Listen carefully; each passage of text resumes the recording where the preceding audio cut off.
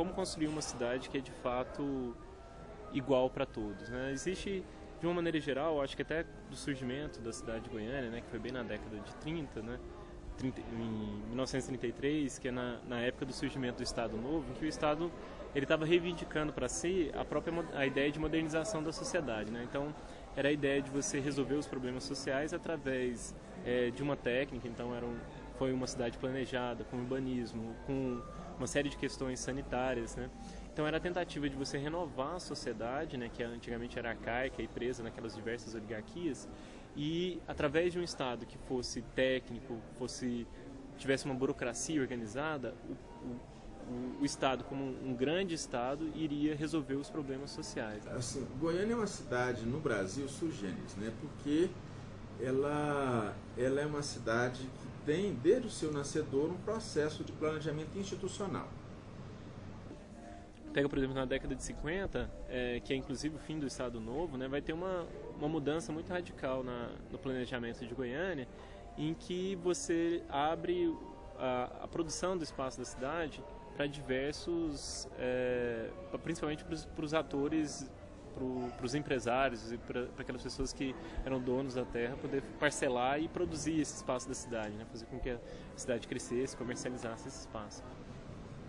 E os planos diretores que assim, de 1970, de 1980, ou de 1991, né, que nós podemos acompanhar isso nas décadas, teve outra agora recentemente, né, todos eles preveem essa questão da qualidade de vida. O problema é que o planejamento, os planejamentos de uma forma geral, e o de Goiânia especificamente, ele é feito não para a população como um todo, mas é feito para a classe média. Por exemplo, na década de 70 e 80, a gente passou a ter de novo uma grande quantidade da população que estava excluída desse espaço, ainda não conseguia comprar, né, espaço nessa cidade formal, idealizada, pensada, racionalmente, planejada em alguns aspectos. E boa parte dessa população ainda continuou excluída. Então a gente começou a aparecer um fenômeno em Goiânia, né, que é um pouco dessas grandes invasões planejadas, né?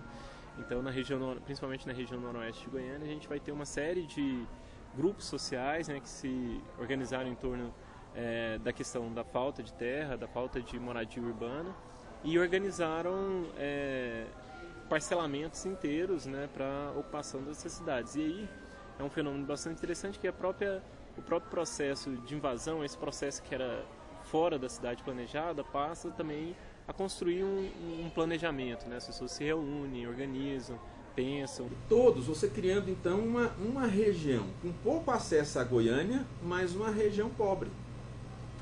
Isso, lógico que não existe um planejamento formal, mas existe um planejamento subjacente ao formal que perpassa governos.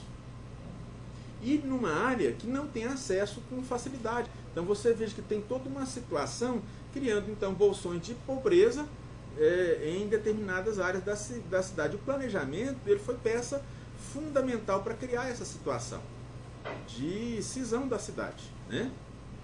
A Goiânia, como uma cidade metropolitana, é difícil você discutir, por exemplo, parâmetros só para essa parte interna da cidade, que é o município, né? Precisa você pensar ela como um todo.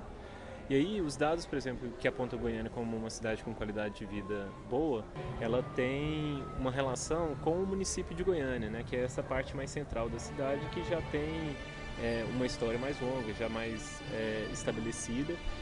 Uma tendência que vem acontecendo cada vez, e que é bastante característica de Goiânia, é que as periferias elas estão sempre nas margens, né, elas estão sempre numa distância maior. É diferente, por exemplo, de outras cidades como Belo Horizonte ou como Rio de Janeiro, em que você tem áreas que não deveriam ser ocupadas, mas que acabam sendo ocupadas pela população mais baixa, né? Por exemplo, as áreas de morro, de declives. Essas áreas, elas são praticamente inexistentes em Goiânia por causa do terreno plano. Então a população mais pobre sempre morou a uma distância, ela foi sempre sendo constantemente expulsa, né, para as áreas mais distantes de Goiânia. E isso continua acontecendo até que chegou ao ponto, quer dizer, que a população mais pobre hoje mora nas cidades do entorno, né? Mora nas cidades da região metropolitana e não de Goiânia. E o que a gente percebe, quer dizer, hoje em dia, esse embate, né, entre uma cidade que é formalizada e uma cidade que não é formalizada, ele já não acontece mais praticamente já não acontece mais dentro do território de Goiânia, né? Ele vai acontecendo nas cidades do entorno, né? Ou principalmente nos espaços onde você não tem ainda uma consolidação, né? Que permite esse processo de invasão. E do planejamento em Goiânia cada vez ir ficando relativamente mais rígido, essas outras cidades com um planejamento que era mais frouxo, permitia loteamento sem infraestrutura, foi levando a uma massificação dos loteamentos nas cidades do entorno, e essa população acabou, em vez de invadir áreas dentro da cidade de Goiânia, passou a ir ocupando esses espaços, esses loteamentos que eram extremamente distantes da cidade, né? Existe um problema da população de baixa renda que vai de encontro à questão da qualidade de vida. Hoje nós temos uma boa qualidade de vida para a população de média e alta renda. Isso não tenha dúvida. Mas para essa população, um dos nós é o transporte de massa.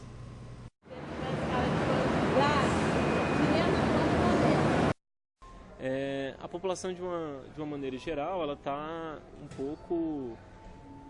Ela sempre fica restrita a uma condição de consumidora do espaço urbano, né?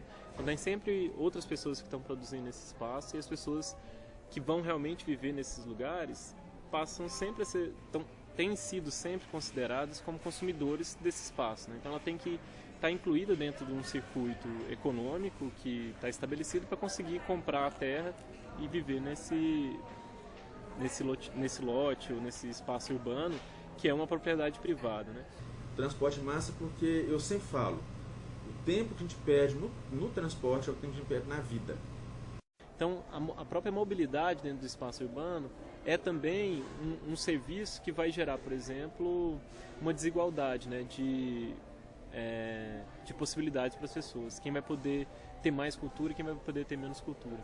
Então, existe aí, quer dizer, uma discussão que é da capacidade da gente distribuir esses direitos, né? Como que a gente consegue distribuir esses direitos de acesso? Que entra uma outra questão, que é a sociedade que nós vivemos hoje, que é essa sociedade de consumo, que tem repercussões sociais terríveis, mas do ponto de vista do transporte, muito mais, porque todo mundo quer ter seu carro, ao invés de andar de ônibus, né? E essa questão também explica por que Goiânia tem muita moto. Também é um espaço em que as pessoas vão se encontrar, vão trocar ideias, vão ter acesso à discussão, vai ter acesso à cultura, vai ter acesso à educação, vai ter, por exemplo, o contato com a diversidade cultural das outras pessoas. Então a cidade, ela também é um espaço que vai formar as pessoas, que vai dar, por exemplo, a capacidade de ter um pensamento mais livre, um pensamento mais autônomo do que se fosse uma pessoa que estivesse morando, por exemplo, numa comunidade mais fechada, mais organizada, né? Então a cidade, enquanto instrumento, ela vai te dar também possibilidades de pensar o mundo de maneiras diferentes. Isso explica transporte ruim, a cidade de Goiânia é espalhada, né? Tudo é muito longe. Aí você tem toda essa dinâmica. Aí a cada 20 minutos chega no Hugo um acidentar de moto nessa cidade. E se você fizer a estatística de quantos ficaram paraplégicos ou com problemas mentais, é muito grande o índice. Então eu acho que duas grandes questões são importantes. Eu acho que, por um lado, é uma tentativa de descentralização, né, desses serviços, ela é fundamental, né, então que as outras cidades também tenham acesso a esses diversos serviços urbanos e a cultura, a qualidade de vida, a parques e assim por diante, mas também um investimento em transporte público, né, que é o que a gente estava falando. Então não adianta também a gente deixar na mão do mercado ou da pessoa que está preocupada em ganhar mais dinheiro a solução dos problemas e da produção do espaço da cidade. E também a gente pensar, por exemplo, o Estado como um grande provedor que vai, por exemplo, definir como que devem ser as ruas das pessoas, qual a quantidade de praça, tudo através de uma racionalidade técnica, né, que o pessoal tem discutido, também não vai trazer o desenvolvimento das pessoas de fato. Primeiro você tem a questão da falta de perspectiva. uma parcela considerável da população. Depois você tem a questão da sociedade de consumo, que é um negócio brutal. A sociedade de consumo ela é extremamente venal para a juventude, em especial a juventude de baixa renda, né? Aí você tem um processo de educação que é precário. Como que a gente faz, por exemplo, para que a pessoa que mora, sei lá, numa cidade ou numa periferia possa definir o que ela acha que é importante, como que ela acha que deve ser o espaço dela, o que é importante para ela, para a vida dela, quais que são os desejos, como produzir aquele espaço.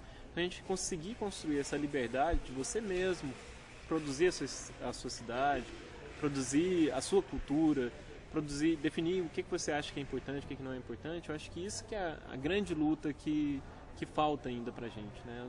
Uma questão que é muito importante é a questão é o conservadorismo da sociedade brasileira, né? Que é um problema grave, por exemplo, que cresceu nos últimos anos, apesar de tudo, é a questão da gravidez precoce, né? E aí, assim, a campanha das igrejas, não tem nada pior do que as igrejas.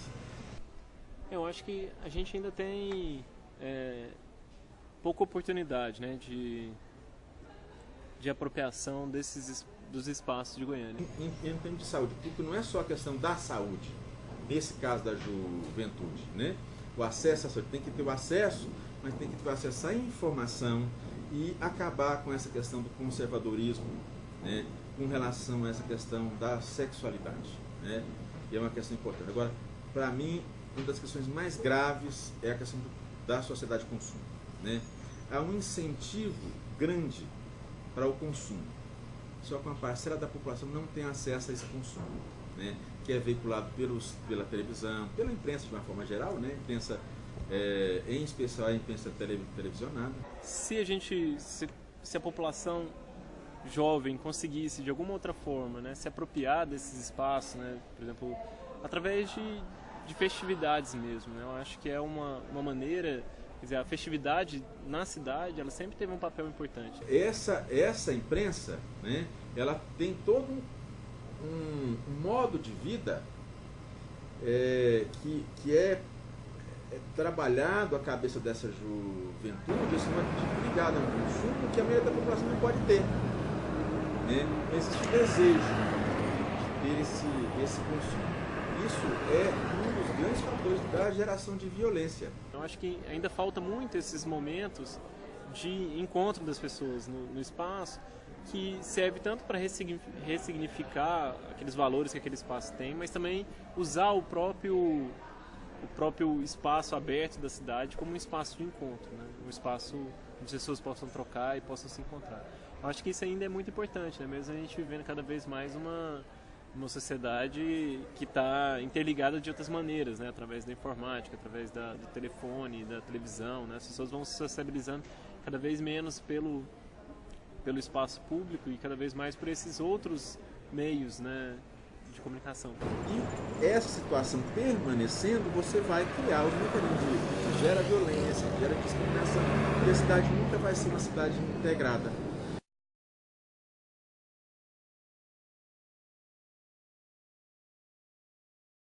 A elite goianiense, brasileira de forma geral, goianiense em particular, acha que nos condomínios fechados seus filhos vão ficar protegidos, né? Bom, em partes, só que eles vão ter que sair de lá, porque Goiânia é uma cidade que se você circular pela cidade, você não vê pobre, a não ser pedir no sinal de trânsito, você não vê casas pobres, você não vê favelas, isso fica muito na periferia ou nos fundos de vale. Então, nem visualmente e nem na relação eles têm contato com essa população de baixa renda. E quando tem, é na forma de serviçal. Então nós estamos criando estranhos. A própria situação criada pela elite brasileira e o próprio planejamento cria uma situação de confronto que, para o futuro, esse confronto pode ficar muito mais grave, né? Muito mais raivoso e com consequências muito, muito, muito maiores.